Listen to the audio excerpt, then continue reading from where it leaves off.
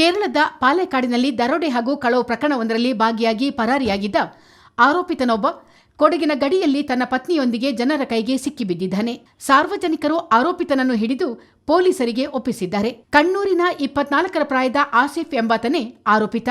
ಈತ ಪಾಲೆಕಾಡಿನಲ್ಲಿ ದರೋಡೆ ಮತ್ತು ಕಳವು ಪ್ರಕರಣವೊಂದರಲ್ಲಿ ಆರೋಪಿತನಾಗಿದ್ದು, ಪೊಲೀಸರಿಗೆ ಚಳ್ಳೆ ಹಣ್ಣು ತಿನ್ನಿಸುತ್ತಿದ್ದ ಎನ್ನಲಾಗಿದೆ.